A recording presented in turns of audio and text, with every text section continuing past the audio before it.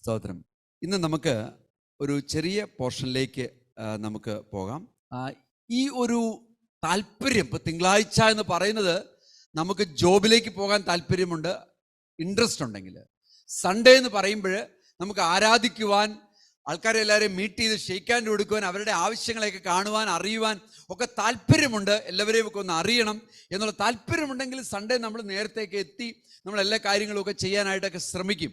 അപ്പോൾ താല്പര്യം, ചോയ്സ്, തിരഞ്ഞെടുപ്പ്, ഇതൊക്കെ വളരെ ഇമ്പോർട്ടൻ്റ് ആയിട്ടുള്ളൊരു കാര്യമാണ്. ഞാൻ ഈ കഴിഞ്ഞ ദിവസങ്ങളിലുള്ള എൻ്റെ ഒരു ചെറിയ റിസർച്ചിലൂടെ ഞാൻ കണ്ടുപിടിച്ചൊരു കാര്യം, നമ്മൾ ആത്മീകമായിട്ട് നമ്മൾക്ക് ഉയരണമെന്ന് പലർക്കും ആഗ്രഹമുണ്ട്, വളരെ താല്പര്യമുണ്ട്. പക്ഷേ ചെയ്യേണ്ടുന്ന രണ്ട് കാര്യങ്ങൾ അവർ ചെയ്യുന്നില്ല. അതുകൊണ്ട് ആത്മീകമായിട്ട് വളരാനായിട്ട് കഴിയുന്നില്ല. രണ്ട് കാര്യങ്ങൾ, ഒന്ന് പ്രയറാണ്. പ്രാർത്ഥനയാണ്. പ്രാർത്ഥന എന്ന് പറയുന്നത് നമ്മൾക്ക് എപ്പോഴൊക്കെ ചെയ്യാൻ പറ്റുമോ, എപ്പോഴൊക്കെ നമുക്കൊരു അല്പസമയം കൂടി വന്ന് ഇരുന്ന് മറ്റുള്ളവരുമായിട്ട് ചേർന്നിരുന്ന്, സൂമിലായിക്കൊള്ളട്ടെ അല്ലെങ്കിൽ ഓഫ് ലൈൻ ആയിക്കൊള്ളട്ടെ, എങ്ങനെയാണെങ്കിലും ഇരുന്ന് പ്രാർത്ഥിക്കാൻ നമുക്ക് തോന്നുവാണെങ്കിൽ അത് ചെയ്യാൻ ശ്രമിക്കുന്ന ഒരു ഹൃദയമുണ്ടെങ്കിൽ നമുക്ക് ആത്മാവിൽ ഉയരുവാനായിട്ട് അല്ലെങ്കിൽ ആത്മീകമായിട്ട് ഉയരുവാനായിട്ട് നമുക്ക് കഴിയും. ഒന്നതാണ്. രണ്ട്, കിട്ടുന്ന ഫെലോഷിപ്പുകൾ, കിട്ടുന്ന നമ്മുടെ സമയം വിശ്വാസ സമൂഹവുമായിട്ട് അല്ലെങ്കിൽ ബ്രദറുമായിട്ട് സിസ്റ്ററുമായിട്ട് ഒന്ന് ചെന്ന് സംസാരിക്കുവാൻ, അവരുടെ പ്രശ്നങ്ങൾ അറിയുവാൻ, അവർക്ക് വേണ്ടി പ്രാർത്ഥിക്കാൻ ശ്രമിക്കുന്ന ഒരു സ്വഭാവം.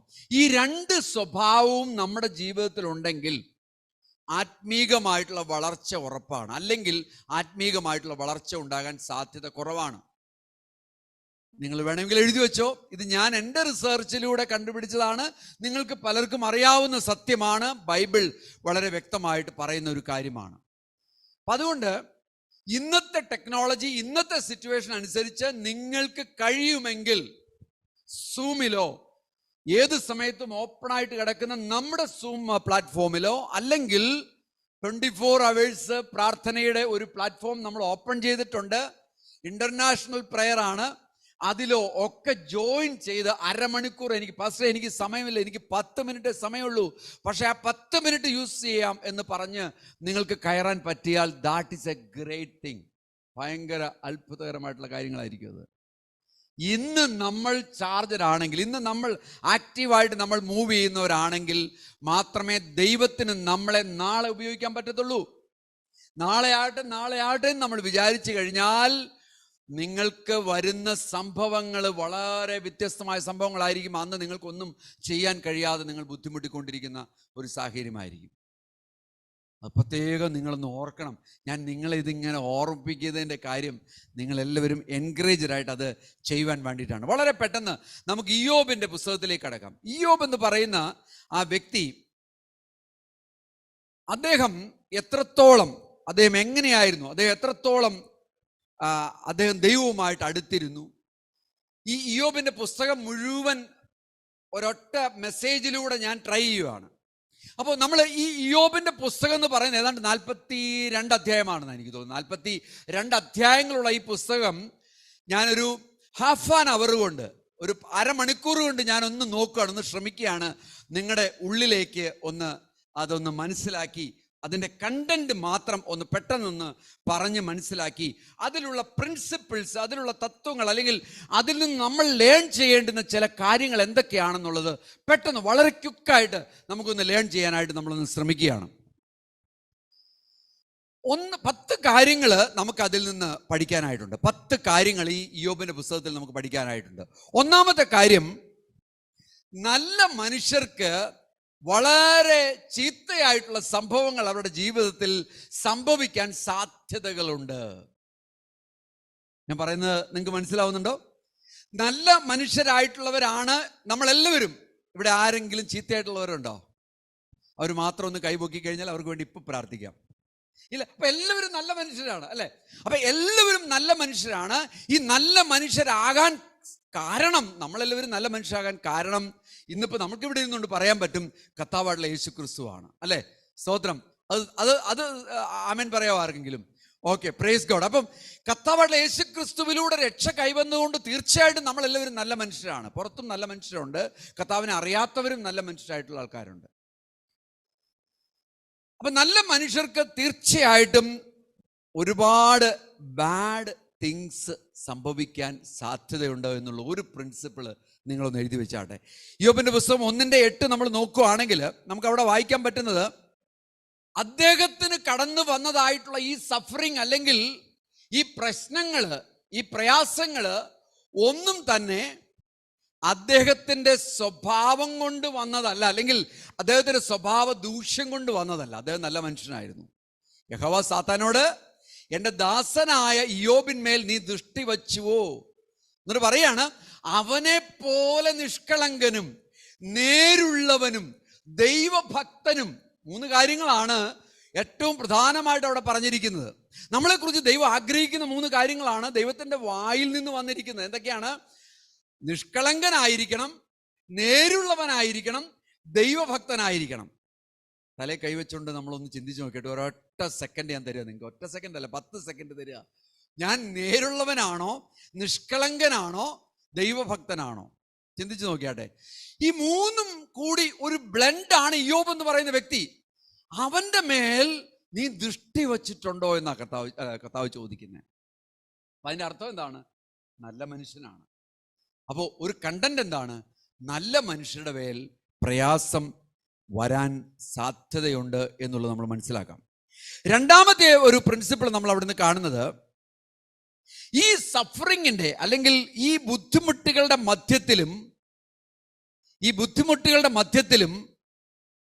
ദൈവത്തിലുള്ള പ്രത്യാശ നമ്മൾ നഷ്ടപ്പെടുത്തരുത്.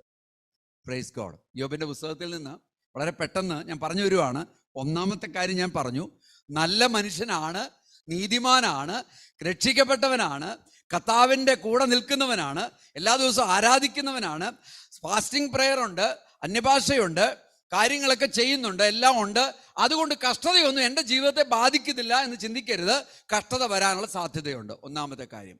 രണ്ടാമത്തെ കാര്യം നമ്മൾ കണ്ടത്, ഈ സഫറിങ്ങും ഈ കഷ്ടതയും ഒക്കെ വരുമ്പോഴും ദൈവത്തിൻ്റെ ശ്രദ്ധ നമ്മുടെ മധ്യത്തിലുണ്ട്.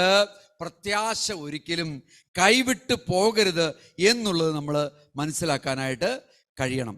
യോബിന്റെ പുസ്തകം അതിൻ്റെ എനിക്ക് തോന്നുന്നു 13-ാമത്തെ അധ്യായത്തിൻ്റെ 15ഉം 16ഉം വാക്യം നമുക്ക് നോക്കാവോ? അവിടെ എന്താ പറഞ്ഞിരിക്കുന്നത് നോക്കി. 13-ാമത്തെ അധ്യായം അതിൻ്റെ 15ഉം 16ഉം വാക്യത്തിൽ എന്ത് പറഞ്ഞിരിക്കുന്നു? യോബ് എന്ത് പറഞ്ഞിരിക്കുന്നു? അവൻ എന്നെ കൊന്നാലും ഞാൻ അവനെ തന്നെ കാത്തിരിക്കും. എന്തൊരു സ്റ്റേറ്റ്മെന്റാ നോക്കിയേ. ഞാൻ എൻ്റെ നടപ്പ് അവന്റെ മുമ്പാകെ തെളിയിക്കും.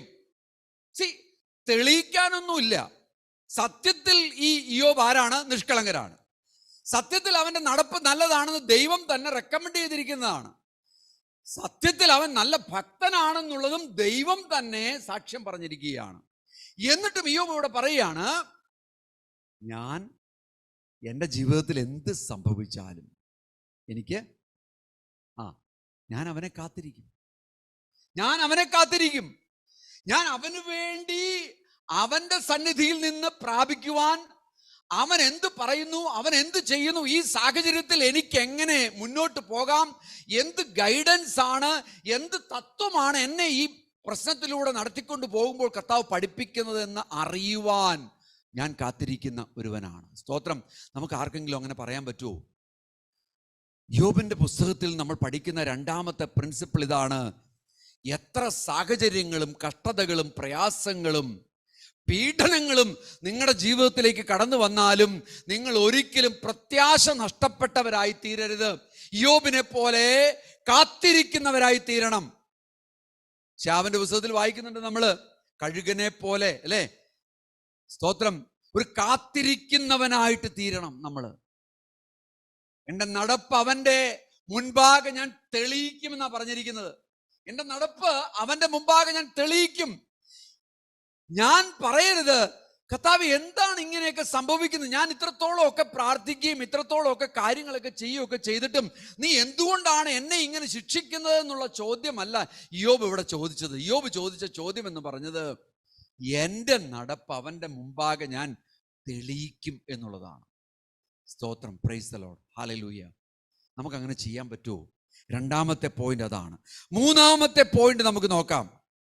പലപ്പോഴും പ്രയാസങ്ങളും ദുഃഖങ്ങളും ഒക്കെ കടന്നു വരുമ്പോൾ നമുക്ക് സംഭവിക്കാനുള്ള ഒരു സാധ്യത എന്ന് പറഞ്ഞാൽ ചില നല്ല കൂട്ടുകാരൊക്കെ ഇങ്ങ് വരും. അവര് വന്നിട്ട് അവർ ചെയ്യുന്ന കാര്യം ചിലർ നല്ലത് ചെയ്യില്ല എന്നൊന്നും ഞാൻ പറയുന്നില്ല. പക്ഷേ ചിലർ പറയും, എടാ നീ ഈ തോന്നിവാസം കാണി, നീ വലിയ വലിയ ഭക്തനാണെന്ന് പറഞ്ഞിട്ട് എന്താ കാര്യം? നമ്മുടെ മധ്യത്തിലേക്ക് മൂന്നാമത്തെ പ്രശ്നം വരാൻ പോകുന്നത് എന്താണെന്നറിയാമോ? നമ്മുടെ ഫ്രണ്ട്സ് കൊണ്ടുവരുന്നതായിട്ടുള്ള ചില ചിന്തകളും ചില ചോദ്യങ്ങളും അതൊക്കെ നമ്മളെ തോൽപ്പിക്കാൻ ശ്രമിക്കും. നമ്മുടെ ആത്മീയ ജീവിതത്തെ വളരെ നെഗറ്റീവായിട്ട് ബാധിക്കുന്ന കാര്യങ്ങൾ അവർ നമ്മുടെ ജീവിതത്തിലേക്ക് കൊണ്ടുവരും. ഇതാണ് ഈ സന്ദർഭത്തിൽ സംഭവിക്കാൻ ഉള്ള ഒരു സാധ്യത എന്ന് പറയുന്നത്. നമുക്ക് ഒരു വാക്യം നോക്കാം. 16:2 നമുക്ക് നോക്കാം. യോബിന്റെ പുസ്തകം 16:2. ശരിക്കും പറഞ്ഞാൽ യോബിനെ ഈ ഫ്രണ്ട്സ് കടന്നു വന്നിട്ട് ഒരു ഡിഫൻസിലാണ് നിർത്തിയത്. ഒരു ഡിഫൻസിൽ എന്താ ചെയ്യേണ്ടതെന്ന് അറിയാൻ വയ്യാത്ത ഒരു സിറ്റുവേഷനിൽ യോബിനെ കൊണ്ട് നിർത്തി. അവര് വാക്കുകളും കാര്യങ്ങളും ചിന്തകളും ഒക്കെ പറഞ്ഞു കൊടുത്ത് അങ്ങനെ സംഭവിച്ചത്. എൻകറേജിങ് അല്ല കണ്ടത്. എൻകറേജ് ചെയ്യാനൊക്കെ ആയിട്ടായിരിക്കും ഒരുപക്ഷെ വന്നത്. പക്ഷേ സാഹചര്യം കണ്ടപ്പോൾ അവർക്ക് തോന്നി ഇതെന്തോ ഇവനിൽ വന്ന ഒരു അനീതിയോ ദുഷ്ടതയോ എന്തോ പ്രശ്നമാണല്ലോ എന്ന് അവൻ ചിന്തിച്ചിട്ടുണ്ടാവും. ഈ ഫ്രണ്ട്സ് ചില കമൻസ് ഒക്കെ പറഞ്ഞു കഴിഞ്ഞപ്പോഴത്തേക്കും യോബ് പറയുന്ന കാര്യം എന്താണെന്നറിയോ? ഞാൻ ഈ വക പലതും കേട്ടിട്ടുണ്ട്. നിങ്ങളെല്ലാവരും വ്യസനിപ്പിക്കുന്ന ആശ്വാസകന്മാർ. ശ്രദ്ധിച്ചോണം ആ വാക്ക്, വ്യസനിപ്പിക്കുന്ന ആശ്വാസകന്മാർ. അപ്പൊ നമ്മളിൽ ആരെങ്കിലും ഇങ്ങനെ വ്യസനിപ്പിക്കുന്ന ആശ്വാസകന്മാരുണ്ടോ എന്നൊന്ന് തിരക്കിയാട്ടെ. ആശ്വാസകന്മാരാണ്, പക്ഷേ അവരെന്താ ചെയ്യുന്ന ജോലി? വ്യസനിപ്പിക്കുകയാണ്, അല്ലേ? മിസറബിൾ കംഫോർട്ടേഴ്സ് എന്നാണ് അതിന് പറയുന്ന പേര്. ഈ യോബിന്റെ പുസ്തകത്തിൽ മാത്രമേ ഞാൻ ഇങ്ങനെ ഒരു വാക്ക് കണ്ടിട്ടുള്ളൂ. എനിക്ക് വളരെ സന്തോഷം തോന്നി ഈ വാക്ക് കേട്ടപ്പോൾ. പല സന്ദർഭങ്ങളിലും നമ്മുടെയൊക്കെ വ്യക്തിപരമായിട്ടുള്ള ജീവിതത്തിൽ ഇങ്ങനെയുള്ള സംഭവങ്ങളൊക്കെ സംഭവിച്ചിട്ടുണ്ട്, അല്ലേ? ചില പ്രശ്നങ്ങളിലൂടെ നമ്മൾ കടന്നു പോകുമ്പോൾ കണ്ടോ ഇപ്പം പ്രശ്നം കണ്ട, ഇങ്ങനെയാണ് സംഭവം. ഞാൻ അവനോട് പറഞ്ഞ, ഇപ്പൊ നമ്മൾ നേരിട്ട് ചിലപ്പോൾ പറഞ്ഞില്ലെങ്കിലും ഏറ്റവും കൂടുതൽ ഫ്രണ്ട്ഷിപ്പ് ഉള്ള മറ്റൊരാളോട് പറഞ്ഞു കഴിഞ്ഞാൽ അവൻ തീർച്ചയായിട്ടും മറ്റവനോട് പറയുന്ന അവൻ അറിയാവുന്നത് കൊണ്ട് അവനോട് അങ്ങ് പറയും. അവനോട് ഞാൻ പറഞ്ഞാണ് ഇങ്ങനെയുള്ള കാര്യങ്ങൾക്കൊന്നും പോയി തലയിടരുതെന്ന്. സുവിശേഷം എന്നൊക്കെ പറഞ്ഞുകൊണ്ട് അങ്ങോട്ടൊക്കെ പോയി എന്തെങ്കിലുമൊക്കെ ചെയ്തു കഴിഞ്ഞാൽ അടി കിട്ടും എന്നുള്ളത് അറിയാവുന്ന കാര്യമല്ലേ? അല്ലെങ്കിൽ വേറെ ഏതെങ്കിലും കാര്യങ്ങളായിരിക്കും, വേറെ ഏതെങ്കിലും റിസ്ക് എടുത്ത കാര്യങ്ങളായിരിക്കും. എന്തെങ്കിലും ഒരു റിസ്ക് എടുത്ത് നമ്മൾ കാര്യങ്ങൾ ചെയ്താലല്ലേ നമുക്ക് എന്തെങ്കിലും കാര്യങ്ങൾ നടക്കത്തുള്ളൂ. റിസ്ക് എടുക്കാത്തവന് ഒരിക്കലും ജയിക്കാൻ പോകുന്നില്ല ഈ ലോകത്തില്. നമ്മൾ എപ്പോൾ റിസ്ക് എടുക്കുന്നുവോ, നമ്മൾ എപ്പോൾ ഔട്ട്സൈഡ് ബോക്സ് എന്ന് പറയും, മാനേജ്മെന്റിൽ അങ്ങനെ ഒരു പ്രിൻസിപ്പിൾ പറയുന്നുണ്ട്. ഔട്ട്സൈഡ് ബോക്സ് തിങ്ക് ചെയ്യുന്നത് എന്ന് പറഞ്ഞാൽ പെട്ടിക്ക് പുറത്ത് ചിന്തിക്കണം എന്ന്. പെട്ടിക്ക് ഉള്ളിൽ ഇരുന്നുകൊണ്ട് ചിന്തിക്കരുത്, പെട്ടിക്ക് പുറത്തു നിന്ന് ചിന്തിക്കുക. പെട്ടിക്ക് പുറത്തുള്ള കാര്യങ്ങളെ കുറിച്ച് ചിന്തിക്കാൻ തുടങ്ങിയാൽ ചില കാര്യങ്ങൾ നടക്കാൻ തുടങ്ങും. Praise God. മിസറബിൾ കംഫോർട്ടേഴ്സ്. ചില ആൾക്കാർ ബുദ്ധിമുട്ടിലായി വീട്ടിലൊക്കെ ഇരിക്കുന്നുണ്ടെങ്കിൽ ചിലപ്പോൾ നമ്മൾ അവിടെ കടന്നു ചെന്ന് അവർക്ക് വേണ്ടി എന്ന് അങ്ങ് പ്രാർത്ഥിച്ചേക്കാം. രാവിലെ 7 മണിക്ക് എഴുന്നേറ്റ് ചെന്ന് പ്രാർത്ഥിച്ചേക്കാം എന്നൊക്കെ കരുതി അങ്ങനെ ഒന്നും ചെയ്യരുത് പ്ലീസ്. ദയവേത് അവരെ സ്വസ്ഥമായിട്ട് വിടുക. ചിലപ്പോൾ ദൈവം അവരെ ചില കാര്യങ്ങൾ പഠിപ്പിക്കാനൊക്കെ ആയിട്ട് ശ്രമിക്കുന്ന സാഹചര്യമായിരിക്കും അത്. ആ സമയത്ത് നമ്മൾ മനുഷ്യർ ചെന്ന് ഇളക്കി പെരുക്കി എന്തെങ്കിലുമൊക്കെ പ്രശ്നങ്ങൾ ഉണ്ടാക്കാൻ ശ്രമിക്കേണ്ട കാര്യമില്ല. പ്രാർത്ഥിക്കുക, നമ്മൾ ഒന്ന് വിളിക്കുക, സഹോദരി സഹോദര പ്രശ്നങ്ങൾ ഞാൻ അറിഞ്ഞു, പ്രാർത്ഥിക്കുന്നുണ്ട്, എന്തെങ്കിലും ആവശ്യങ്ങളുണ്ടെങ്കിൽ തീർച്ചയായിട്ടും വിളിക്കണം, അറിയിക്കണം, ഞങ്ങൾ അവിടെ ഉണ്ടാകും, കാര്യങ്ങളെ ഞങ്ങൾ ചെയ്തു തരും എന്ന് മാത്രം പറയുവാനായിട്ട് ഇടവരണം. പിന്നെ ചിലരുണ്ട് ഒരു കാര്യവും പറയത്തില്ല, ഒരു കാര്യവും ജീവിതത്തിൽ നടക്കുന്ന കാര്യങ്ങളൊന്നും പറയത്തില്ല. അത് കഴിഞ്ഞിട്ട് പിന്നെ ഒരു 2 ആഴ്ച ചർച്ചിലൊക്കെ കാണാതെ വരുമ്പോഴായിരിക്കും എന്നെ പോലുള്ള പാസ്റ്റർ, ഈ ജോബും അതും ഇതും സത്യമംഗലവും തിരുത്തൂരും ഇതും ഒക്കെ ആയിട്ട് നടക്കുന്ന പാസ്റ്റർ ആയിരിക്കും ഞാൻ. പതുക്കെ ചെന്ന്, അയ്യോ സഹോദര കണ്ടില്ലല്ലോ. പാസ്റ്റർ അങ്ങോട്ടും ഇങ്ങോട്ടും നടന്നാൽ മതിയോ? ഞാനിവിടെ 2 ദിവസമായിട്ട് ലിസി ഹോസ്പിറ്റലിൽ കിടക്കുമായിരുന്നു, ഒരു മനുഷ്യനെ വിളിച്ചു പോലുമില്ല എന്ന് പറയുന്നത് അങ്ങനെയുള്ള സന്ദർഭത്തിലായിരിക്കും. മനസ്സിലായി? ഇത് രണ്ടും തെറ്റാ. ഇത് രണ്ടും നമുക്ക് ചെയ്യാൻ പാടില്ല. ഈ ഒരു സന്ദർഭത്തിൽ ഞാനത് പറഞ്ഞതേ ഉള്ളൂ. യോബിന്റെ പുസ്തകത്തിലെ പാഠമല്ല അത്. ഈ സന്ദർഭത്തിൽ നമ്മൾ വളരെ ഓപ്പണായിട്ട് കാര്യങ്ങൾ എന്തെങ്കിലും ഉണ്ടെങ്കിൽ ഒരു പ്രെയർ ഗ്രൂപ്പോ അല്ലെങ്കിൽ വാട്സപ്പ് ഗ്രൂപ്പിലോ, please pray for me, don't call but please pray for me, this is a situation which I am going through എന്ന് പറയുന്നതിൽ തെറ്റില്ല എന്ന് വിശ്വസിക്കുന്ന ആളാണ് ഞാൻ. There is no error in it. ഇനി അങ്ങനെ പറഞ്ഞിട്ടും ചില ആൾക്കാർ വിളിക്കുകയും വരുമൊക്കെ ചെയ്യുകയാണെന്നുണ്ടെങ്കിൽ അവരുടെ മുമ്പിൽ വാതിലടച്ചാലും തെറ്റില്ല. അവർ കംപ്ലൈൻറ്റ് പാസ്റ്ററോട് പറഞ്ഞോട്ടെ, ഞാൻ വേണ്ട രീതി പറഞ്ഞോളാം, കൈകാര്യം ചെയ്തോളാം. There is no problem in it.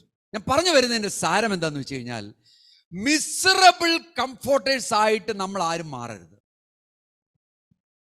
സ്തോത്രം. യോബിന്റെ പുസ്തകത്തിൽ നമ്മൾ കാണുന്നതാണ്.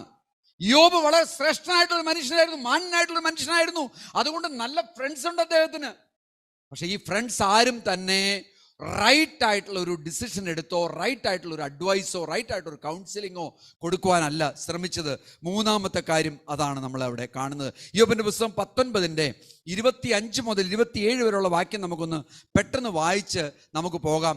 യോബ് എന്താണ് അതിൽ നിന്നും പഠിച്ചത് എന്നുള്ളത് നമുക്ക് നോക്കാം. നമ്മളും ഇങ്ങനെയുള്ള സാഹചര്യത്തിൽ പഠിക്കേണ്ടുന്ന ചില കാര്യങ്ങൾ നമുക്ക് അവിടെ കാണാനായിട്ട് കഴിയും. എന്നെ വീണ്ടെടുക്കുന്നവൻ ജീവിച്ചിരിക്കുന്നു. വീണ്ടെടുക്കുന്നവൻ, വീണ്ടെടുത്തവൻ, എന്ത് വേണമെങ്കിലും പറയാം. സ്തോത്രം. എന്നും അവൻ ഒടുവിൽ പൊടിമേൽ നിൽക്കുമെന്നും ഞാൻ അറിയുന്നു. അടുത്ത് മുന്നോട്ട് പോട്ടെ. എന്റെ ത്വക്കിങ്ങനെ നശിച്ച ശേഷം ഞാൻ ദേഹസഹിതനായിട്ട് ദൈവത്തെ കാണും. ശ്രദ്ധിച്ചോണം, കോൺഫിഡൻസ് ലെവലാണ് ഈ പറയുന്നത്. ഒരാളുടെ, ഒരു വിശ്വാസിയായിട്ടുള്ള ഒരു വ്യക്തിയുടെ ഒരു കോൺഫിഡൻസ് ആണ് നമ്മൾ ഈ കാണുന്നത്. ഞാൻ തന്നെ അവനെ കാണും, അന്യനല്ല. എൻ്റെ സ്വന്തം കണ്ണ് അവനെ കാണും. എൻ്റെ അന്തരംഗം എൻ്റെ ഉള്ളിൽ ക്ഷയിച്ചിരിക്കുന്നു. നാം എങ്ങനെ അവനെ ഉപദ്രവിക്കുമെന്നും കാര്യത്തിൻ്റെ മൂലം എന്നിൽ കാണുന്നുവെന്നും നിങ്ങൾ പറയുന്നുവെങ്കിൽ വാളിനെ പേടിപ്പിൻ. ക്രോധം വാളിൻ്റെ ശിക്ഷയ്ക്ക് ഹേതു, ഒരു ന്യായവിധി ഉണ്ടെന്ന് അറിഞ്ഞുകൊള്ളുവിൻ. എത്ര ശ്രദ്ധേയമായിട്ടുള്ള വാക്കുകൾ, എന്തൊരു കോൺഫിഡൻസിന്റെ വാക്കുകളാണ് യോബിന്റെ വാക്കുകൾ. അപ്പൊ ഫാക്ട് ഇതാണ്. യോബിന്റെ പുസ്തകത്തിൽ നമ്മൾ കാണുന്ന കാര്യം ഇതാണ്. മൂന്നാമത്തെ കാര്യം ഇതാണ്. ഒരു പക്ഷേ സഫറിങ്ങിലൂടെ, പ്രയാസത്തിലൂടെ, ദുഃഖത്തിലൂടെ, ഇങ്ങനെയുള്ള പ്രശ്നങ്ങളിലൂടെയൊക്കെ കടന്നു വരുമ്പോൾ സുഹൃത്തുക്കൾ വരാം, നമ്മളെ നെഗറ്റീവ് ആക്കാം, സാധ്യതകളുണ്ട്. പക്ഷെ നമ്മൾ കുലുങ്ങി പോകണ്ട. ദൈവത്തെ മുറുകെ പിടിച്ചുകൊണ്ട് നമ്മൾ നിൽക്കാനായിട്ട് ദൈവം നമ്മളെ സഹായിക്കട്ടെ. ഹല്ലേലൂയ. ദൈവത്തിൻ്റെ മുന്നിൽ ഞാൻ നിൽക്കും. എത്ര ശ്രദ്ധേയമായിട്ടുള്ള വാക്കുകളാണ് അദ്ദേഹം പറഞ്ഞത്. നാലാമത്തെ കാര്യം, പല സന്ദർഭങ്ങളിലും കഷ്ടതകളും പ്രയാസങ്ങളും നമ്മുടെ ജീവിതത്തിൽ വരുമ്പോൾ ദൈവത്തിൻ്റെ സൈലൻസ് ആണ് നമ്മൾ കാണുന്നത്. ദൈവത്തിൻ്റെ സൈലൻസ്, ദൈവം മിണ്ടാതെ നിൽക്കുന്ന അവസ്ഥ നമ്മൾ കാണുകയാണ്. ദൈവത്തിൻ്റെ സൈലൻസിലും ദൈവം മിണ്ടുന്നില്ല എന്ന് തോന്നുന്ന അവസരങ്ങളിലും ഒരു കാര്യം ശ്രദ്ധിച്ചോളണം, വലിയ പ്രിൻസിപ്പിളാണ്. അവൻ്റെ സാന്നിധ്യം നമ്മുടെ മധ്യത്തിലുണ്ട്. സ്തോത്രം. ഹല്ലേലൂയ. ഒന്ന് പറഞ്ഞേ, ഒന്ന് കൈ ഉയർത്തി ഒന്ന് പറഞ്ഞേ, അവൻ്റെ സാന്നിധ്യം നമ്മുടെ മധ്യത്തിലുണ്ട്. എല്ലാവരും ഒന്ന് ഒരുമിച്ച് ചേർന്ന് പറയോ, അവൻ്റെ സാന്നിധ്യം നമ്മുടെ മധ്യത്തിലുണ്ട്. സ്തോത്രം. പ്രയാസം അനുഭവിക്കുന്ന, ദുഃഖം അനുഭവിക്കുന്ന, വളരെ സ്ട്രഗിളിലൂടെ കടന്നു പോകുന്ന, ആർക്കും സൊല്യൂഷൻ ഇല്ല എന്ന് തോന്നുന്ന വിഷയങ്ങൾ ആരെങ്കിലും ഇന്ന് പകൽക്കാലം ഫേസ് ചെയ്യുന്നുണ്ടെങ്കിൽ ഞാൻ നിങ്ങളോട് പറയട്ടെ, ദൈവം സൈലന്റ് ആണ്. ദൈവം സൈലന്റ് ആണ് എന്ന് വിചാരിച്ചാൽ ദൈവം ഒന്നും ചെയ്യുന്നില്ല എന്നുള്ളതല്ല. ദൈവത്തിന്റെ സാന്നിധ്യം നിങ്ങളുടെ മധ്യത്തിലുണ്ട്. സ്തോത്രം. ഹല്ലേലൂയ. സങ്കീർത്തനം 20 നമ്മൾ വായിക്കുന്ന അഭിഷിക്തനെ കരുതുന്ന ഒരു ദൈവത്തെ കുറിച്ചാണ് നമ്മൾ വായിക്കുന്നത്. ചിലർ രഥങ്ങളിലും കുതിരകളിലും ഒക്കെ ആശ്രയിക്കും. പക്ഷെ ഞാനോ യഹോവയിൽ ആശ്രയിക്കുന്നു എന്നാണ് പറഞ്ഞിരിക്കുന്നത്. സ്തോത്രം. സങ്കീർത്തനക്കാരൻ എന്തുകൊണ്ടാണ് സങ്കീർത്തനക്കാരൻ അങ്ങനെ പറഞ്ഞത്? ദാവീദ് അങ്ങനെ അനുഭവിച്ചിട്ടുള്ളത് കൊണ്ടാണ്.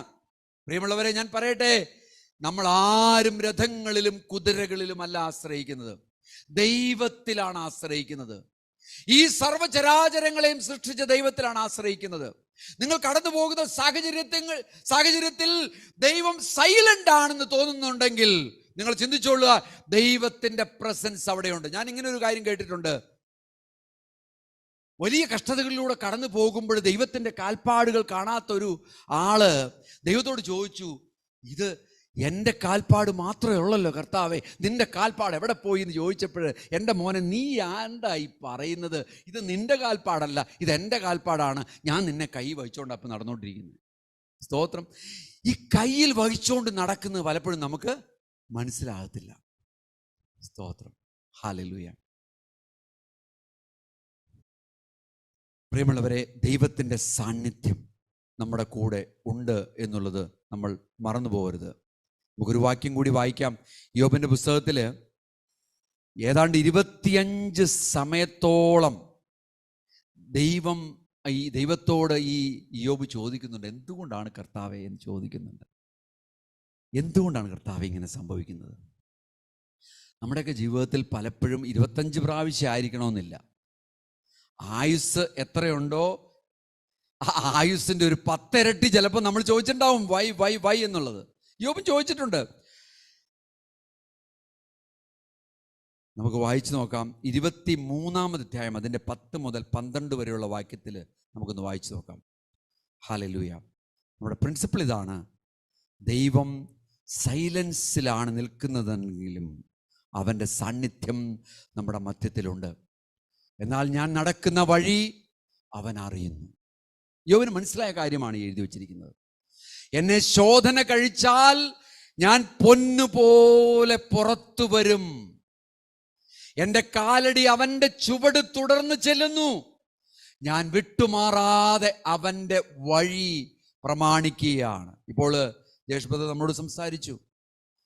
അവൻ്റെ വഴിയെ നോക്കുന്ന, അവൻ്റെ കൽപ്പനകളെ പ്രമാണിക്കുവാൻ തക്കവണ്ണം തീരുമാനമെടുത്തിരിക്കുന്ന ഒരു വ്യക്തി എടുക്കുന്ന തീരുമാനങ്ങളാണ് ഈ കാണുന്നതെല്ലാം. ഞാൻ അവൻ്റെ അധരങ്ങളുടെ കൽപ്പന വിട്ട് പിന്മാറിയിട്ടില്ല. അവൻ്റെ വായിലെ വചനങ്ങളെ എൻ്റെ ആഹാരത്തെക്കാൾ ഞാൻ സൂക്ഷിച്ചിരിക്കുന്നു. പ്രിയമുള്ളവരെ, നമുക്കിത് പറയാൻ പറ്റുമോ?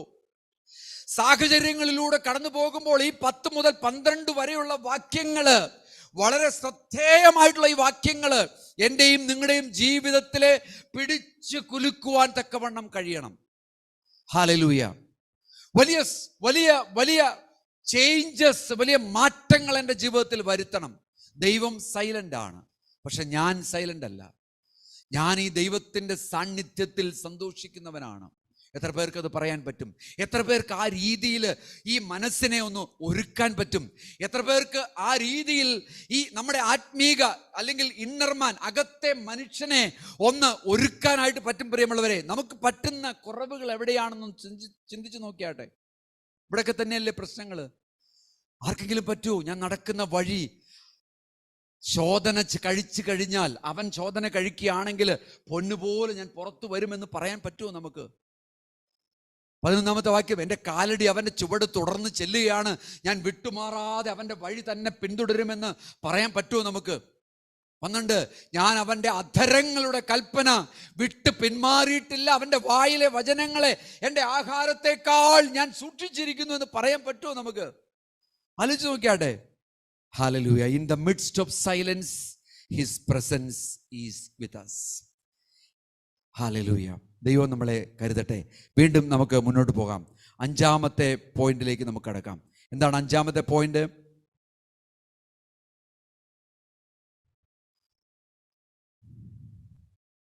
ഈ സാഹചര്യങ്ങളിലൂടെ കടന്നു പോകുമ്പോൾ ദൈവീകമായ ഒരു ജ്ഞാനം, ഉയരത്തിൽ നിന്നുള്ള ഒരു ജ്ഞാനം എൻ്റെ ജീവിതത്തിലേക്ക് കടന്നു വരികയാണ്.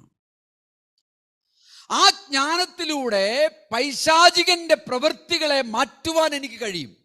അപ്പൊ എൻ്റെ ജീവിതത്തിലേക്ക് കടന്നു വരുന്നത് wisdom comes from fearing God. ദൈവത്തോടുള്ള ഭക്തി നിമിത്തം എൻ്റെ വ്യക്തിപരമായ ജീവിതത്തിലേക്ക് ജ്ഞാനത്തെ അയച്ചു തരുന്ന ഒരു ദൈവത്തെ ഞാൻ കാണുകയാണ്.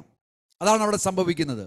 യോബിന്റെ 28 അധ്യായം അതിന്റെ 28 വാക്യം ഒന്ന് വായിച്ചു നോക്കി.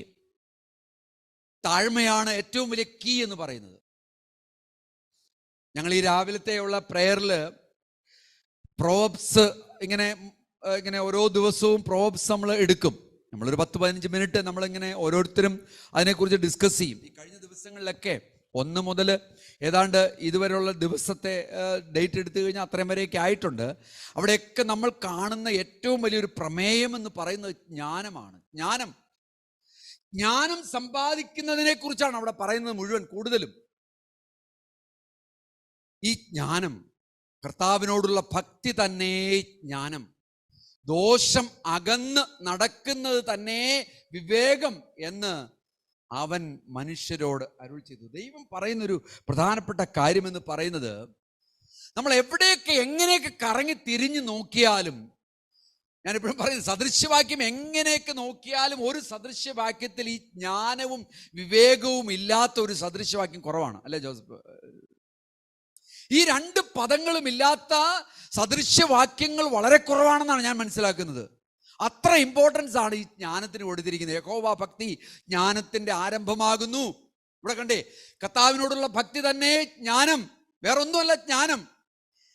ജ്ഞാനത്തിൽ നിന്ന് നമുക്ക് സംഭവിക്കുന്ന എന്താണ്? നമുക്ക് വിവേകമാണ് ലഭിക്കുന്നത്.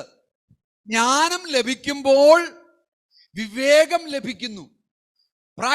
പ്രായോഗിക തലത്തിൽ ജീവിക്കുവാനുള്ള കാര്യങ്ങളെ നമുക്ക് ലഭിക്കുന്നത് എങ്ങനെയാണ്? ജ്ഞാനത്തിൽ നിന്നാണ് ലഭിക്കുന്നത്. അതെവിടെ നിന്നാണ് വരുന്നത്? യാക്കോബ് എഴുതിയ ലേഖനത്തിൽ പറയുന്നത് ഉയരത്തിൽ നിന്ന് വരുന്നു എന്നാണ് പറയുന്നത്. ഉയരത്തിൽ നിന്നുള്ള ജ്ഞാനത്തിൽ യാക്കോബ് പറയുമ്പോൾ ഇങ്ങനെയാണ് പറയുന്നത്, ഉയരത്തിൽ നിന്നുള്ള ജ്ഞാനത്തിൽ 3-ാമത് അധ്യായം അതിന്റെ 13 മുതലുള്ള വാക്യം നിങ്ങൾ നോക്കിയാൽ മതി, ഇപ്പൊ നോക്കണമെന്നില്ല. അവിടെ പറയുന്നത് ഇങ്ങനെയാണ്, ഈ ജ്ഞാനം എന്ന് പറയുന്നത് നിർമ്മലമാണ്, സമാധാനമുണ്ട് അതിനകത്ത്, ശാന്തതയുണ്ട് അതിനകത്ത്, കരുണയുണ്ട് അതിനകത്ത്, കപടത ഇല്ല അതിനകത്ത്. ഇങ്ങനെ പല കാര്യങ്ങളാണ് ആ ജ്ഞാനത്തോടനുബന്ധമായിട്ട് പറയുന്നത്. സ്തോത്രം, ഹല്ലേലൂയ, പ്രൈസ് ഗോഡ്. ഈ സാഹചര്യങ്ങളിലൂടെ നമ്മൾ കടന്നു പോകുമ്പോൾ യോബിന്റെ പുസ്തകത്തിൽ നമ്മൾ മനസ്സിലാക്കുന്ന ഒരു കാര്യം, ദൈവത്തോട് അടുത്ത് ചെല്ലുക നമ്മൾ ചെയ്യുന്നത്. സാധാരണഗതിയിൽ ഒരു പ്രയാസം നേരിടുമ്പോഴും നമ്മൾ ആദ്യം മുട്ടുമടക്കി കഴിയുമ്പോൾ ദൈവത്തിന്റെ സാന്നിധ്യം അവിടെ വരിക. ദൈവത്തിന്റെ സാന്നിധ്യം അവിടെ വന്നു കഴിയുമ്പോൾ എന്താ സംഭവിക്കുന്നതെന്നറിയോ?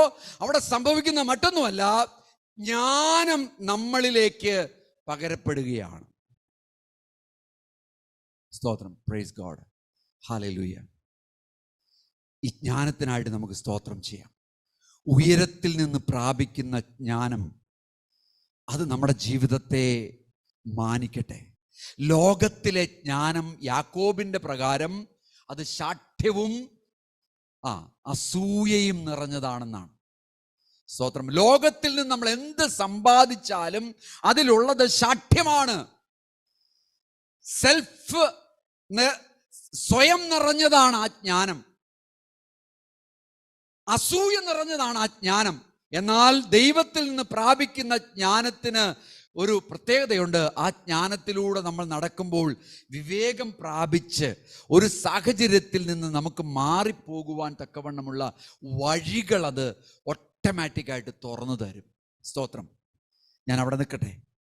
6-ാമത്തെ പോയിന്റ് നമ്മൾ യോബിന്റെ പുസ്തകത്തിൽ നമ്മൾ പഠിക്കുന്നത്,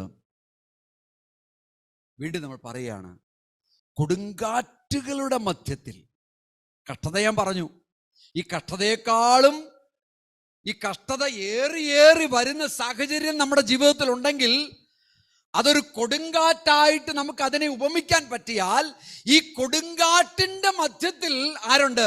ദൈവമുണ്ട്. സ്തോത്രം. God is with us in the midst of our storms. Hallelujah.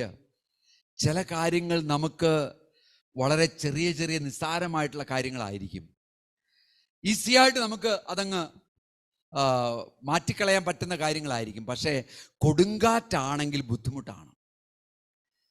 പലരുടെയും ജീവിതത്തിൽ കൊടുങ്കാറ്റുകൾ ഉണ്ടായിട്ടുണ്ട്. പലരുടെയും ജീവിതത്തിൽ ചെറിയ സംഭവങ്ങൾ ഉണ്ടായിട്ടുണ്ട്.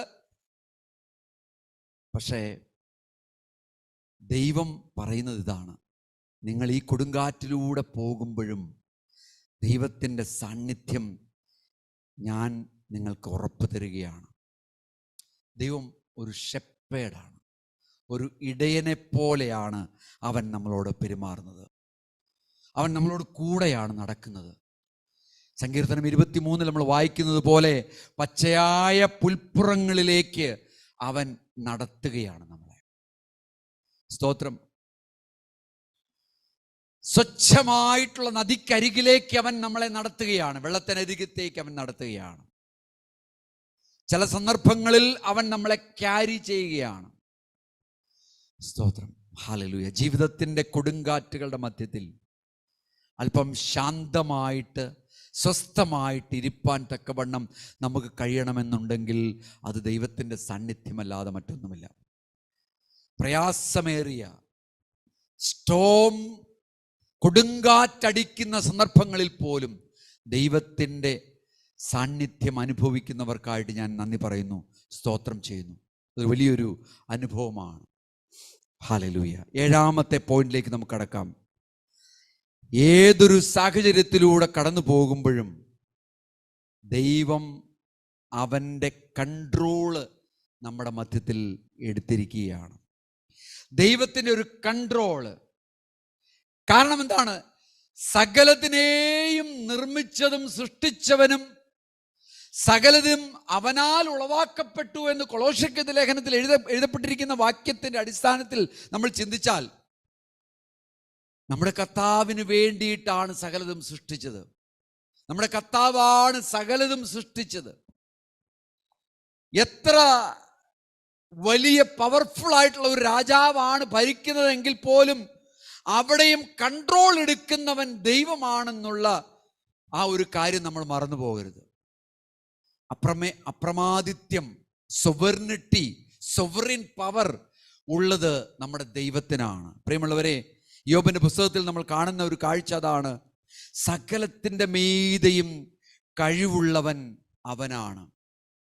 അവനെ നമുക്ക് വിശ്വസിക്കാം, അവനെ നമുക്ക് ട്രസ്റ്റ് ചെയ്യാം. ഹല്ലേലൂയ. യോബ് പറയുന്നുണ്ട്, യോബ് ആദ്യം കുറച്ച് ഡൗട്ട്ഫുൾ ആയിട്ട് ദൈവത്തെ ലിമിറ്റ് ചെയ്യുവാൻ ശ്രമിച്ചു. പക്ഷെ പിന്നീട് 42-ാമത് അധ്യായത്തിലേക്കൊക്കെ വരുമ്പോൾ യോബ് പറയുന്നൊരു വാക്യമുണ്ട്, ഞാൻ നിസാരനായിട്ട് നിന്നെ കണ്ടു, നീ എത്ര വലിയവനാണെന്നുള്ളത് എനിക്ക് മനസ്സിലാകുന്നു കർത്താവേ. സ്തോത്രം. ഹല്ലേലൂയ. നിന്റെ പാദപീഠം എവിടെയാണെന്ന് എനിക്കറിയാം, നിന്റെ സിംഹാസനം എവിടെയാണെന്ന് എനിക്കറിയാം. ഹല്ലേലൂയ. സ്തോത്രം. എത്ര വലിയവനാണ് നീ എന്നുള്ളത് എനിക്ക് മനസ്സിലായിട്ടുണ്ട് കർത്താവേ. എൻ്റെ ചെറിയ ഹൃദയത്തിൽ, എൻ്റെ ചെറിയ മനസ്സിൽ, എൻ്റെ ചെറിയ അറിവിൽ പലപ്പോഴും നിന്നെ ഞാൻ ലിമിറ്റ് ചെയ്തു പോയിട്ടുണ്ട്. പ്രിയമുള്ളവരെ, ഇന്ന് പകൽക്കാലം ഞാൻ നിങ്ങളോട് ചോദിക്കട്ടെ, ദൈവമാണ് സകലത്തിൻ്റെയും കൺട്രോൾ എന്നുള്ള കാര്യം പലപ്പോഴും നമ്മൾ മറന്നു പോകുന്ന സാഹചര്യം നമ്മുടെ പ്രശ്നങ്ങളുടെ മധ്യത്തിൽ നമുക്കുണ്ടാകാറില്ലേ? സ്തോത്രം. നമ്മൾ എത്രത്തോളം കഷ്ടപ്പെട്ട ആ പ്രശ്നങ്ങളെ സൊല്യൂഷനിൽ കൊണ്ടുവരാൻ ശ്രമിക്കാറുണ്ട്. Praise God. ഹല്ലേലൂയ. ഇന്ന് പകൽക്കാലം നമുക്കത് ചിന്തിക്കാം. നമ്മുടെ ഉള്ളിലുള്ളത് ശക്തനായിട്ടുള്ളൊരു ദൈവമാണ്. നമ്മുടെ ഉള്ളിൽ വസിക്കുന്ന ദൈവം എന്ന് പറയുന്നത് പുറമേ ഉള്ളവനേക്കാളും വളരെ ശക്തിയുള്ളവനാണ്. സ്തോത്രം. ഈ സന്ദർഭത്തിൽ ഞാനൊരു കഥ ഓർത്തു പോവുക. ആ കഥ ഞാൻ പറയാം, നിങ്ങൾക്ക് പെട്ടെന്ന് ഞാൻ ആ കഥ പറഞ്ഞു തീർക്കാം. ഒരു ആന, ഗർഭിണിയായിട്ടുള്ള ഒരു ആനയാണ്, പിടിയാന എന്ന് പറയാം നമുക്ക്. ഗർഭിണിയായിട്ട് അവിടെ ഉണ്ട്. ഈ ആനയുടെ അടുത്ത് ഒരു പട്ടിയുണ്ട്. ആ പട്ടിയും ഗർഭിണിയാണ്. രണ്ടുപേരും ഗർഭിണികളാണ്. രണ്ടുപേരും വളരെ സന്തോഷമായിട്ട് കഴിഞ്ഞു കൂടിക്കൊണ്ടിരിക്കുകയാണ്. 3 മാസം കഴിഞ്ഞപ്പോൾ പട്ടി പ്രസവിച്ചു. പട്ടിക്ക് 6 കുഞ്ഞുങ്ങളുണ്ടായി. വളരെ സന്തോഷമായി. ആനയ്ക്കും വളരെ സന്തോഷമായി, പട്ടിക്കും വളരെ സന്തോഷമായി. പട്ടി ഈ കുഞ്ഞുങ്ങളെയും കൊണ്ടൊക്കെ ആനയുടെ ചുറ്റുമൊക്കെ ഇങ്ങനെ നടക്കാനൊക്കെ തുടങ്ങി. അടുത്ത 3 മാസം കഴിഞ്ഞപ്പോഴത്തേക്കും പട്ടി വീണ്ടും ഗർഭിണിയായി. അതിനടുത്ത 3 മാസം കഴിഞ്ഞപ്പോൾ പട്ടി വീണ്ടും പ്രസവിച്ചു. 6 കുഞ്ഞുങ്ങൾ. പട്ടി ആനയുടെ അടുത്തേക്ക് നോക്കി. ഈ ആനപ്പെണ്ണ് ഗർഭിണിയാന്ന് പറഞ്ഞത് ശരിയാണോ? ഞാനിപ്പോൾ 2 പ്രസവം കഴിഞ്ഞ് 12 കുഞ്ഞുങ്ങളുമായിട്ടാണ് നടക്കുന്നത്. ആനയോടൊന്ന് ചോദിച്ചേക്കാം. എന്ന് കരുതി ആനയുടെ അടുത്തേക്ക് പട്ടി പതുക്കെ ചെല്ലുക. ആനോട് ചോദിച്ചു, നീ ശരിക്കും ഗർഭിണി തന്നെയാണോ? ഞാനിപ്പോ 2 പ്രസവം കഴിഞ്ഞു, 12 കുഞ്ഞുങ്ങളുമായിട്ടാണ് ഇപ്പൊ ഈ നടക്കുന്നത്.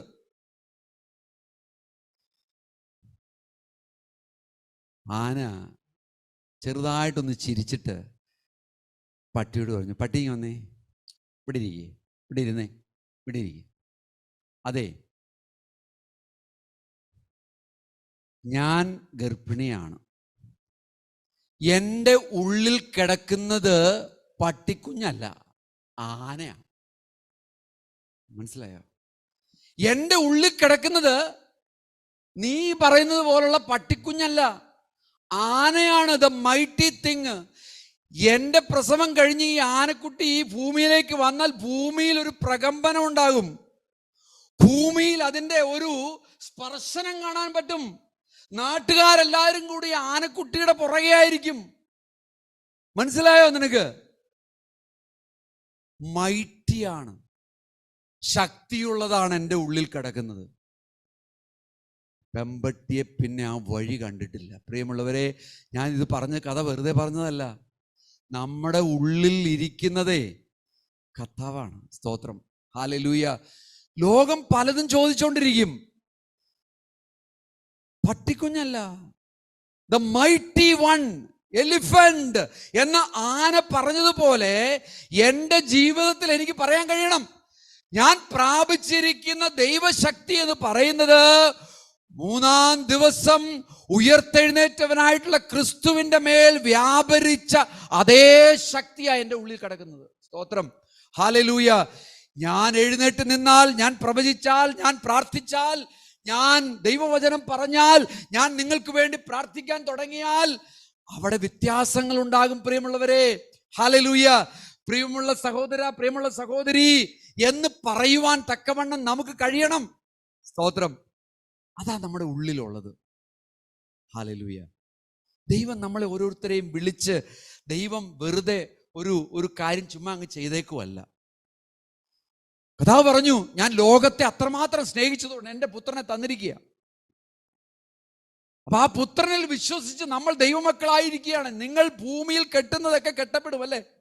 നിങ്ങൾ അഴിക്കുന്നതൊക്കെ അഴിക്കപ്പെടുമെന്നാ പറഞ്ഞിരിക്കുന്നത്. സ്തോത്രം, ഹല്ലേലൂയ. അതുകൊണ്ട് നമ്മൾക്ക് ലഭിച്ചിരിക്കുന്ന ദൈവത്തിന്റെ ആ കൺട്രോൾ, ദൈവത്തിന്റെ ആ കൃപ, ദൈവത്തിന്റെ ആ സ്നേഹം, ദൈവമാണ് സുവർണിറ്റി എന്ന് മനസ്സിലാക്കി ദൈവത്തിൽ മുന്നോട്ട് പോകുവാൻ തക്കവണ്ണം നമുക്ക് കഴിയണം. ദൈവമാണ് എന്നെ നടത്തുന്നത് ഓരോ ദിവസവും. 8ാമത്തെ പോയിന്റിലേക്ക് നമുക്ക് കടക്കാം. ഈ സഫറിങ്ങിന്റെ ഒക്കെ ഇടയിൽ ഒരു പ്രത്യേകമായൊരു കാര്യം നിങ്ങൾ ശ്രദ്ധിക്കേണ്ടതായിട്ടുണ്ട്. ചിലപ്പോൾ നമ്മൾ പാപം ചെയ്തേക്കാൻ സാധ്യതയുണ്ട്. ശ്രദ്ധിച്ചോണം. അപ്പൊ ഈ സഫറിങ്സും പ്രയാസങ്ങളും ഒരു ഡീമോട്ടിവേഷനും ഒക്കെ കടന്നു വരുന്നു കഴിയുമ്പോഴും നമുക്ക് എന്താ സംഭവിക്കുന്നതെന്ന് അറിയാമോ? We may sin. സംടൈംസ് നമ്മൾ പാപത്തിലേക്ക് കടന്നു പോകാൻ സാധ്യതയുണ്ട്. യോബിന്റെ പുസ്തകം 42-ാമത്തെ അധ്യായത്തില് നമ്മൾ കാണുന്നുണ്ട്, ദൈവത്തിന്റെ മുമ്പിൽ പൂർണ്ണമായിട്ടും സമർപ്പിക്കുന്ന ഈ ഒരു യോബിനെയാണ് നമ്മൾ അവിടെ കാണുന്നത്. 42-ന്റെ 6-ാമത്തെ വാക്യം ഒന്ന് വായിച്ചു നോക്കി. യോബ് പോലും നിഷ്കളങ്കനാണ്, നേരുള്ളവനാണ്, ദൈവം ഇഷ്ടപ്പെടുന്ന വ്യക്തിയാണ്. ഇതൊക്കെയാണ് കഷ്ടതകളിലും പ്രയാസങ്ങളിലൂടെയും കടന്നു പോയപ്പോൾ അവന്റെ മനസ്സിൽ ഒരല്പം വേവറിങ് ഉണ്ടായി. ആ വേവറിങ്ങിലൂടെ അവൻ കടന്നു പോയപ്പോൾ ഒരു ചെറിയ രീതിയിലുള്ള പാപം അവനുണ്ടായി. ആ പാപം എന്ന് പറയുന്നത് മറ്റോ വലിയ പാപമൊന്നുമല്ല. അവൻ ദൈവത്തെ ചെറുതായി കാണാൻ ശ്രമിച്ചു. അവൻ നോക്കി 6-ാമത്തെ വാക്യത്തിൽ ഇങ്ങനെയാ പറയുന്നത്, ആകയാൽ ഞാൻ എന്നെ തന്നെ വെറുത്ത് പൊടിയിലും ചാരത്തിലും കിടന്ന് അനുതപിക്കുന്നു. സ്തോത്രം, ഹല്ലേലൂയ. ഇയ്യോബിന്റെ ലൈഫിൽ പാപം ഉണ്ടായെങ്കിൽ അവൻ അവിടെ പറയുന്നത് ഇങ്ങനെയാണ്, അവൻ അതിനെ അനുതപിക്കുവാൻ തക്കവണ്ണം മുട്ടുമടക്കി. നമ്മുടെയും ജീവിതത്തിൽ ഒരു സഫറിങ്ങിലൂടെ, ഒരു കഷ്ടതയിലൂടെ, ഒരു പ്രയാസത്തിലൂടെ, ഒരു ഡീമോട്ടിവേഷനിലൂടെ ഒക്കെ കടന്നു പോകുമ്പോൾ ചിലപ്പോൾ പാപത്തെക്കുറിച്ച് അല്ലെങ്കിൽ ദൈവത്തെ ലിമിറ്റ് ചെയ്യുന്ന ചിന്തകൾ നമ്മുടെ ജീവിതത്തിൽ വന്നാൽ അതും ഒരു പാപമാണെന്ന് മനസ്സിലാക്കണം പ്രിയമുള്ളവരെ. പക്ഷേ ദൈവം നമ്മളെ മാറ്റിക്കളയുന്നവനല്ല. അനുതപിക്കുമെങ്കിൽ ദൈവം നമ്മളോട് കൂടെയുണ്ട്. തത്സമയത്തെ കൃപയ്ക്കായി കൃപാസനത്തിന്റെ അടുത്തേക്ക് ഓടിച്ചെല്ലാനുള്ള യോഗ്യത ദൈവം നമുക്ക് തന്നിട്ടുണ്ട്. സ്തോത്രം. ഇത് ആർക്കും ഇല്ലാത്തൊരു കഴിവാണ്. പുതിയ നിയമവിശ്വാസികൾക്ക്, നമ്മൾ ദൈവമക്കൾക്ക് മാത്രമുള്ള ഒരു പ്രയോറിറ്റിയാണ് എന്ത്? സ്തോത്രം, ഹല്ലേലൂയ. ഇത് ഒരു പ്രയോറിറ്റി പാസ് എന്നൊക്കെ പറയുന്നത് പോലെ നമുക്ക് തന്നിരിക്കുന്ന ഒരു പ്രയോറിറ്റി ആയത്. ഹല്ലേലൂയ. Priority pass. ഇത് വേറെ ആർക്കും ഇല്ല. നമ്മൾ ദൈവമക്കളാ. പാപം ചെയ്യാനുള്ള ലൈസൻസ് അല്ല ഞാൻ പറയുന്നത്. ഒരിക്കലും പാപം ചെയ്യാനോ, നിങ്ങൾ കുഴപ്പമില്ല പാപമൊക്കെ ചെയ്തോ, പ്രശ്നമൊന്നുമില്ല, കർത്താവ് അവിടെയുണ്ട്, കർത്താവ് സ്നേഹിക്കുന്നു, കൃപാലു അല്ലേ. ജോയൽ ഓസ്റ്റീൻ്റെയും പിന്നെ ആരാ, വേറെ ഒന്ന് രണ്ട് പേരൊക്കെ ഉണ്ട് എങ്ങനെയുള്ള ആൾക്കാർ. ഇവരുടെയൊക്കെ പഠനങ്ങൾ നിങ്ങൾ ചിലപ്പോൾ ഇവരുടെയൊക്കെ ഭയങ്കര അടിപൊളി പ്രസംഗങ്ങളൊക്കെ, എന്താണ്, സ്റ്റേജ് വിറപ്പിക്കുന്ന പ്രസംഗങ്ങളൊക്കെ കേട്ടിട്ട് നിങ്ങൾ അതിൻ്റെ മേൽ തുള്ളരുത്. അതിൻ്റെ ബേസിക് കാര്യങ്ങൾ നിങ്ങൾ പഠിക്കണം. ഇവരൊക്കെ പറയുന്നത് ഇതാണ്: ഈ പാപം ചെയ്താലും വലിയ പ്രശ്നമൊന്നുമില്ല എന്നാണ് പഠിപ്പിക്കുന്നത്. ദൈവകൃപയുണ്ടെന്ന്. റോമർ 6 ബേസിലാണ് അവരൊക്കെ പഠിപ്പിക്കുന്നത്. ശ്രദ്ധിച്ചോണം, ഇതൊക്കെ വളരെ തെറ്റായിട്ടുള്ള കാര്യങ്ങളാണ്. പാപം ചെയ്യുവാനുള്ള ലൈസൻസ് നമുക്കില്ല, പുതിയ നിയമ വിശ്വാസികൾക്കില്ല. പക്ഷേ ദൈവം അവിടെ ഒരു ശ്രദ്ധേയമായിട്ടുള്ള ഒരു ഓപ്ഷൻ കൊടുത്തിട്ടുണ്ട്. എന്താണ്? ദൈവമക്കളാണെങ്കിൽ നിങ്ങൾക്കൊരു പ്രയോറിറ്റി ഉണ്ട്. എന്താണ്? നിങ്ങൾ പാപം ചെയ്താൽ ഇദ്ദേഹത്തെ പോലെ ഞാൻ എന്നെ തന്നെ വെറുത്ത് പൊടിയിലും ചാരത്തിലും കിടന്ന് അനുതപിക്കുവാനുള്ള ഹൃദയം നമുക്കുണ്ടെങ്കിൽ തീർച്ചയായിട്ടും ദൈവം നമ്മളെ മറക്കാതെ പിടികൂടും. ദൈവം നമ്മളെ ആ ചേട്ടിൽ നിന്ന്, കുഴിയിൽ നിന്ന് പിടിച്ച് നിർത്തി ദൈവം നമ്മളെ മക്കളാക്കി, ദൈവം നമ്മളെ ആ ട്രാക്കിലേക്ക് ഇടും. സ്തോത്രം. അതുകൊണ്ടാണ് ആ വചനം പറഞ്ഞത്. എബ്രായർക്ക് എഴുതിയ ലേഖനത്തിൽ 4-ാമത്തെ അധ്യായം അതിൻ്റെ 15-16 വാക്യം പറഞ്ഞത്: തൽസമയത്തെ കൃപയ്ക്കായി കൃപാസനത്തിന്റെ അടുത്തേക്ക് ഓടി അടുക്കുവാൻ തക്കവണ്ണം എനിക്കും നിങ്ങൾക്കും യോഗ്യത തന്നു കർത്താവ് ക്രൂശിൽ മരിച്ചതുകൊണ്ട്.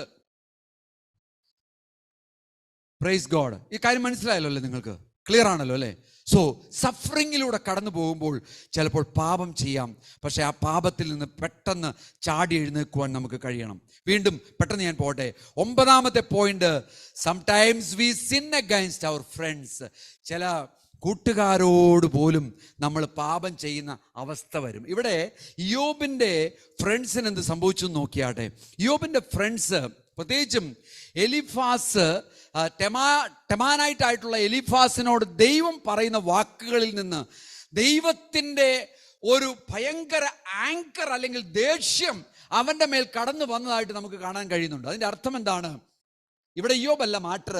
ഇയ്യോബിൻ്റെ ആ ഒരു പുസ്തകത്തിൽ നമ്മൾ കാണുന്ന കാഴ്ച, ഈ ഫ്രണ്ട്സ് എന്ന് പറയുന്നവരും വിശ്വാസികളൊക്കെ തന്നെയാണ് കേട്ടോ. ഈ വിശ്വാസികൾക്ക് പറ്റിയ തെറ്റാണ് അവിടെ കാണിച്ചു തരുന്നത്. എന്താണ്? നമ്മളും പാപം ചെയ്യാം, വിശ്വാസികൾക്കും ചിലപ്പോൾ പാപങ്ങൾ വരുത്താൻ സാധ്യതയുണ്ട്. ശ്രദ്ധിച്ചോണം. അവിടെ എന്താ വാക്യം? എനിക്ക് തോന്നുന്നു 42:7 ഒന്ന് വായിച്ചു നോക്കിയാട്ടെ. എലിഫാസിനോട് ദൈവം സംസാരിക്കുകയാണ്. The Lord said to Eliphaz. 42:7 യഹോവ ഈ വചനങ്ങളെ ഇയ്യോബിനോട് അരുളി ചെയ്ത ശേഷം യഹോവ, ശ്രദ്ധിച്ചോണം, ദൈവം തന്നെ തേമാന്യനായ എലീഫസിനോട് അരുളി ചെയ്തത് എന്താണ്? നിന്നോടും നിന്റെ 2 സ്നേഹിതന്മാരോടും എനിക്ക് കോപം ജ്വലിച്ചിരിക്കുന്നു. എന്തുകൊണ്ട്? എൻ്റെ ദാസനായിട്ടുള്ള ഇയ്യോബിനെ പോലെ നിങ്ങൾ എന്നെക്കുറിച്ച് വിഹിതമായത് സംസാരിച്ചിട്ടില്ല. സ്തോത്രം, ഹല്ലേലൂയ. ഫ്രണ്ട്സ് ആയിരുന്നു അല്ലേ? ജെഫ്രിയും ജെറിനും നല്ല ഫ്രണ്ട്സാണ്. ജെഫ്രിക്ക് ഒരു പ്രശ്നം വന്നു കഴിഞ്ഞപ്പോൾ ജെറിൻ വന്നിട്ട് കുത്തി ഇളക്കാൻ നോക്കി. മനസ്സിലായോ നിനക്ക്? അതാണ് അവിടെ എഴുതി വെച്ചിരിക്കുന്നത്. അങ്ങനെ കുത്തി ഇളക്കാൻ നോക്കിക്കഴിഞ്ഞാൽ പ്രശ്നമായി. ദൈവത്തിന് ആരോട് ദേഷ്യം വന്നു എന്നാ പറഞ്ഞിരിക്കുന്നത്? ജെറിനോട് ദേഷ്യം വന്നു. ജെറിനല്ല കേട്ടോ, ഡോണ്ട് വറി അബൌട്ട് ഇറ്റ്. അവൻ വാ വിളിച്ച് നോക്കുകയാണ്. ഹല്ലേലൂയ. എലീഫാസിനോട് ദേഷ്യം വന്നു. കാരണം എന്താണ്? എലീഫാസ് അവന്റെ 2 സുഹൃത്തുക്കള് ഇയ്യോബിനെ നിങ്ങൾ എന്നെ കുറിച്ച് വിഹിതമായത് സംസാരിച്ചില്ല. Praise God. എടാ മോനെ ഇയ്യോബേ, നീ പേടിക്കണ്ടടാ. ദൈവം നിന്നെ ഈ സാഹചര്യത്തിലും നിന്നെ തളർത്തത്തില്ല, നിന്നെ പൊക്കും. നിനക്ക് എന്തെങ്കിലും ഒരു ആവശ്യം വന്നാൽ ഞങ്ങൾ നിന്റെ കൂടെയുണ്ട് എന്ന് ഈ എലിഫാസും അവന്റെ 2 ഫ്രണ്ട്സും പറഞ്ഞില്ല. ശ്രദ്ധിച്ചോ? സ്തോത്രം, ഹല്ലേലൂയ. വളരെ ഇമ്പോർട്ടൻ്റ് ആയിട്ടൊരു വിഷയമാണ്. യോബിന്റെ ഭാര്യ രക്ഷിക്കപ്പെട്ട സ്ത്രീ ആയിരുന്നോ? അല്ലെന്നാണ് എനിക്ക് തോന്നുന്നത്. സ്തോത്രം. അപ്പൊ നിഷ്കളങ്കനും നേരുള്ളവനും നല്ല മനുഷ്യനുമൊക്കെ ആയ ഒരു വ്യക്തിയാണ് യോബ് എന്നുണ്ടെങ്കിലും ഭാര്യ രക്ഷിക്കപ്പെട്ടിട്ടില്ല അത്രയും നാളായിട്ട്. അത് നമ്മളവിടെ കാണുന്നുണ്ട്. ഭാര്യയെക്കുറിച്ച് എന്തായാലും ഈ ഒരു ഭാഗത്ത് ഞാൻ പറയുന്നില്ല, കാരണം അധികം അവിടെ പറയുന്നില്ല. പക്ഷെ ഫ്രണ്ട്സിനെ കുറിച്ച് പറയുന്നുണ്ട് ദൈവത്തിൻ്റെ ആത്മാവ്. നമ്മൾ ശ്രദ്ധിച്ചോണം. നമ്മൾ വിശ്വാസികളെ കുറിച്ചാണ് പറയുന്നത്. ദൈവഹിതമല്ലാത്തതൊന്നും നമ്മുടെ വായിൽ നിന്ന് വരരുത്. ദൈവഹിതമല്ലാത്തതൊന്നും നമ്മൾ ഒരു സുഹൃത്തിനോടോ ഒരു വേറെ ആരോടോ നമ്മൾ സംസാരിച്ചുകൊണ്ട് നടക്കരുത്. വളരെ ഇമ്പോർട്ടൻ്റ് ആണ്. ബാഡ് മൗത്ത് നല്ലതല്ല. പല്ല് തേക്കാത്തത് കൊണ്ടുണ്ടാകുന്ന ബാഡ് മൗത്തിനെ കുറിച്ചല്ല ഞാൻ പറയുന്നത്. ഹൃദയത്തിന്റെ ഉള്ളിൽ നിന്ന് കടന്നു വരുന്ന പ്രശ്നമാണിത്. ഹൃദയം നല്ലതാണെങ്കിൽ മാത്രമേ നമുക്ക് ബാഡ് മൗത്ത് ഉണ്ടാവാതിരിക്കത്തുള്ളൂ. പിശഗ്വരന്റെ അടുത്ത് പോയി കഴിഞ്ഞാൽ വായിലൊരു പുണ്ണോ അല്ലെങ്കിൽ വായനാറ്റോ ഒക്കെ ഉണ്ടായി കഴിയുമ്പോഴത്തേക്കും, ഇവിടെ ഡോക്ടർ ഇരിപ്പുണ്ട്, 2 ഡോക്ടേഴ്സ് ഇപ്പോഴും ഇവിടെ ഇരിപ്പുണ്ട്. അവരാദ്യം പറയും വയറിന്നൊക്കെ പോകുന്നുണ്ടോ നന്നായിട്ട്, ശോധനയൊക്കെ ഉണ്ടോ നന്നായിട്ടൊന്ന് ചോദിക്കും. പ്രശ്നം നമ്മൾ കാണുന്നത് വായിലാണ്, പക്ഷേ പ്രശ്നത്തിന്റെ റൂട്ട് കിടക്കുന്ന എവിടെയാണ്? ഉദരത്തിലാണ് എന്ന് പറഞ്ഞതുപോലെയാണ്. നമ്മുടെ ഹൃദയം നല്ലതല്ല എങ്കിൽ നമ്മുടെ വായ് പ്രസ്താവിക്കുന്നത് നല്ലതായിരിക്കണമെന്നില്ല. ദൈവവചനം എന്താ പറയുന്നത്? നമ്മൾ പ്രൈസ് ഗോഡ്, ഹൃദയം നിറഞ്ഞ് കവിയുന്നതല്ലോ വായ് പ്രസ്താവിക്കുന്നത്. അതുകൊണ്ട് നമ്മുടെ ഇന്നർ മാൻ, നമ്മുടെ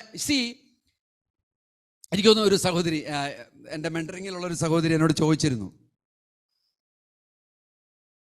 ഈ വിഗ്രഹാർപ്പിതങ്ങളെ കുറിച്ചൊക്കെ സംസാരിച്ചു.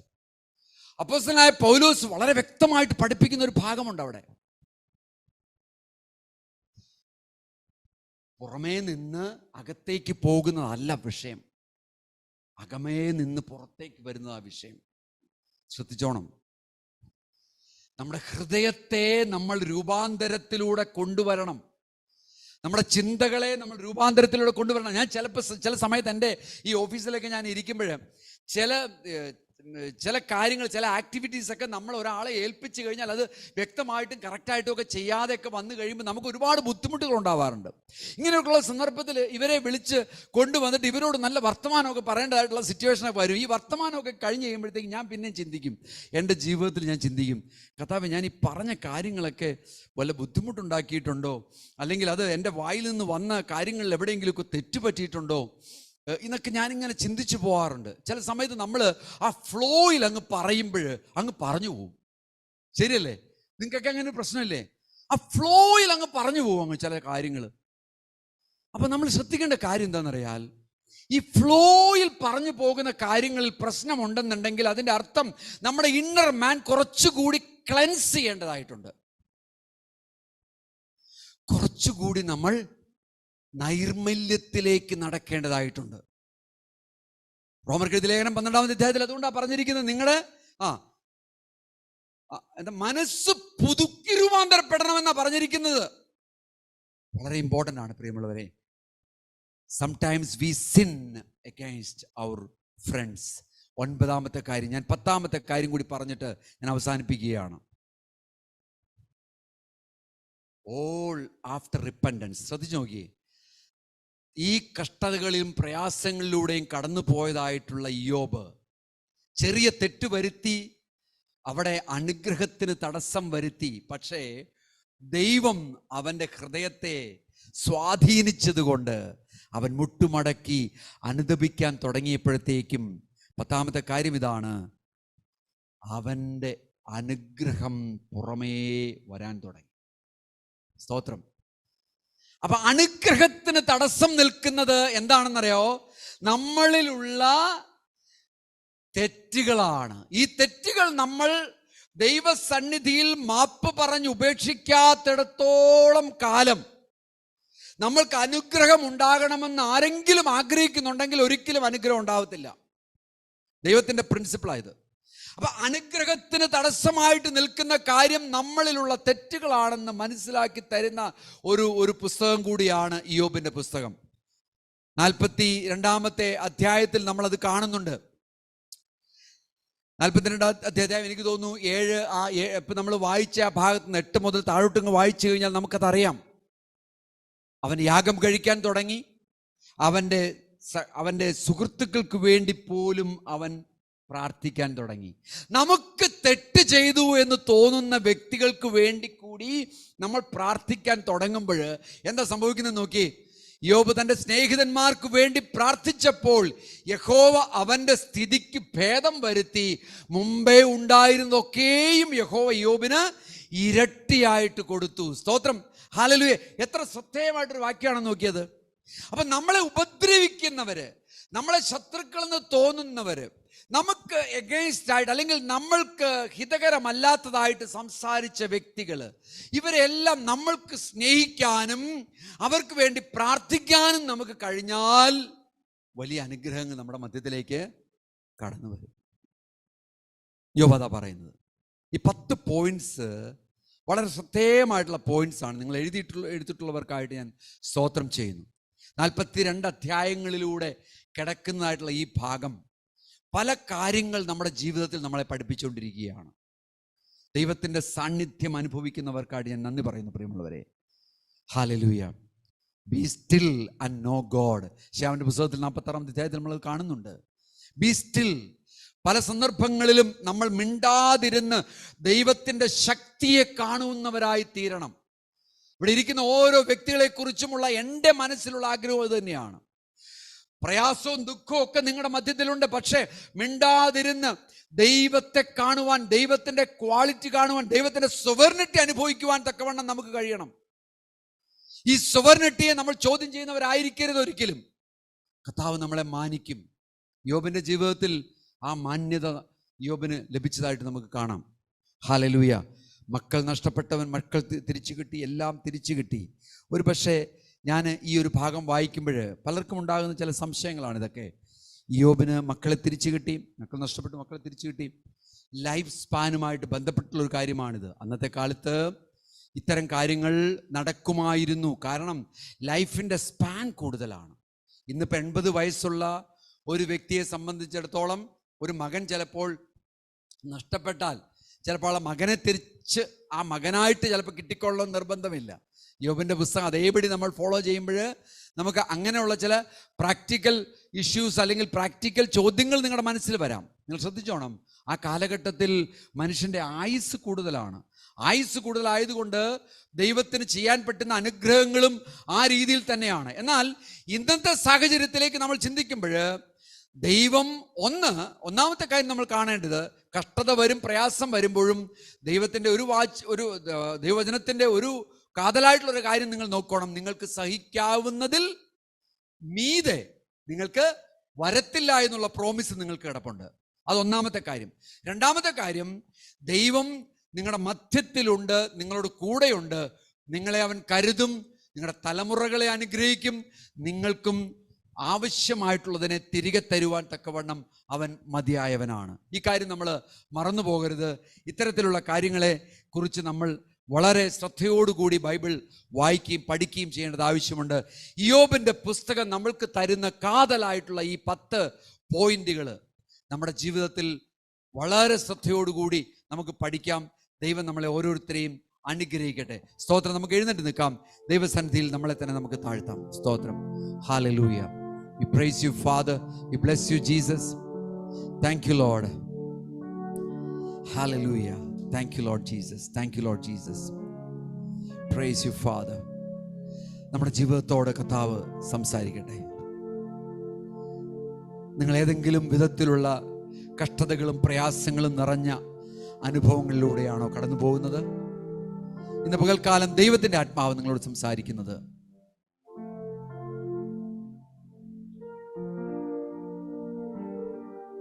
മകനെ, മകളെ, പ്രയാസങ്ങളിൽ ഞാൻ നിന്നെ വഹിക്കുന്നുണ്ട്. പ്രയാസങ്ങളിൽ നിനക്ക് ഞാൻ സാന്നിധ്യം ഉറപ്പാക്കുന്നുണ്ട്. ഹല്ലേലൂയ. വിശ്വസിക്കുമെങ്കിൽ നിനക്ക് മഹത്വം കാണുവാനായിട്ട് കഴിയും. നഷ്ടപ്പെട്ടു പോയി എന്ന് ചിന്തിക്കുന്ന ഒരു കാര്യവും ദൈവത്തിന് അസാധ്യമല്ല തിരികെ തരുവാൻ. ഇന്നത്തെ സാഹചര്യങ്ങളിൽ ഇന്നത്തെ അവസ്ഥകളിൽ, ലോകത്തിൻ്റെ പ്രിൻസിപ്പിളുകളിൽ, ദൈവം ഏൽപ്പിച്ച തത്വങ്ങളിൽ അടിസ്ഥാനപ്പെട്ട ഒരു കാര്യവും ദൈവം നമുക്ക് നഷ്ടപ്പെടുത്തത്തില്ല. ദൈവം അത് തിരികെ തരും. ദൈവം നമ്മളെ അനുഗ്രഹിക്കും. പക്ഷെ ഒരു കാര്യം, ഹല്ലേലൂയ, കഷ്ടത വരുമ്പോഴും പ്രയാസം വരുമ്പോഴും അവൻ്റെ വചനത്തിൻ്റെ ആഴങ്ങളിൽ നിന്ന് മാറിപ്പോകരുത്. ഹല്ലേലൂയ. അവൻ്റെ വചനത്തോട് ചേർന്നിരിക്കുവാൻ നമുക്ക് കഴിയണം. മറ്റുള്ളവരെ നമ്മൾ കുറ്റം വിധിക്കരുത്. മറ്റുള്ളവരെ നമ്മൾ അവർ ചെയ്യുന്ന തെറ്റുകളെ ചൂണ്ടിക്കാണിച്ച് അവരെ കറക്റ്റ് ചെയ്യുവാൻ തക്കവണ്ണം നമുക്ക് കഴിയണം. മറിച്ചാകരുത്. അവരെ സ്നേഹിക്കണം, അവരെ ബലപ്പെടുത്തണം, അവരെ ശക്തീകരിക്കണം. നമ്മുടെ ഉള്ളിൽ വസിക്കുന്നത് യേശുവാണ്. അവൻ ഉയർത്തെഴുന്നേറ്റവനാണ്. അവൻ ഇന്നും പിതാവിൻ്റെ വലതുഭാഗത്തിരുന്ന് എനിക്കും നിങ്ങൾക്കും വേണ്ടി പക്ഷപാതം ചെയ്യുന്നവനാണ്. Glory Father, praise you Jesus.